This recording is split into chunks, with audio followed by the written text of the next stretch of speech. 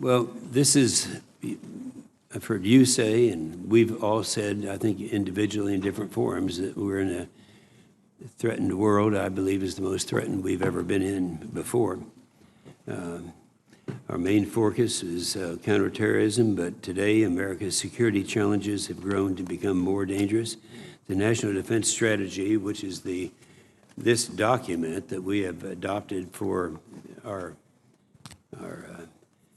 guideline to be used, and we have adhered to it, is an excellent one. We're trying to maintain the integrity of that and to follow it closely. The National Defense Strategy makes it clear that strategic competition with China and Russia, not terrorism, is now our primary national security concern. China and Russia have passed us in key areas and are catching up with others. I will outline some of these areas. That's something that most Americans are not aware of, and it's one that we have to be aware of and have to communicate that to the public. And years of budget cuts have left our military in a crisis that will take some years to fix. General Milley, you have been nominated to be the principal military advisor to the President, the National Security Council, the Secretary of Defense, and to Congress.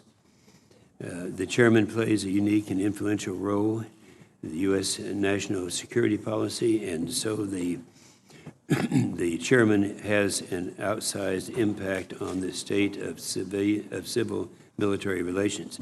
Appropriate civil-military relations are essential for a healthy democracy. We look forward to your views on this critical subject.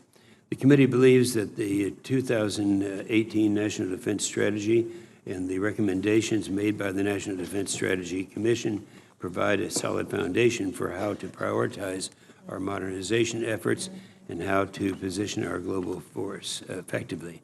We need a chairman who can advise civilian leaders on an integrated strategic approach to a wide array of global threats and the trade-offs between our strategic priorities.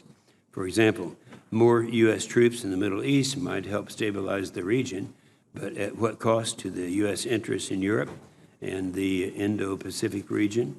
How do we sustain focus on the most important theaters, not just the ones that are the most recently in the headlines?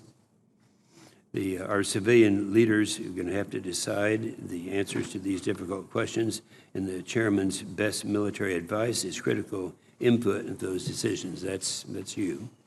The committee looks forward to your views on balancing our global force posture and modernization efforts as the department continues to focus on competition with China and Russia. President Trump has supported the new National Defense Strategy with defense budgets that give our troops the resources they need. And the National Defense Authorization Act, which we just passed by this committee, with an overwhelming bipartisan support of 86-8 at the end of June, continues the positive trajectory. We're now prepared for readiness and restore our military advantage. But hard work remains. Most importantly, we need a budget agreement. The NDS and the $750 billion budget request will be useless without a budget agreement. I think we all understand that. It's not your problem, but it's your problem to advise us as to the significance of that. Senator Reid.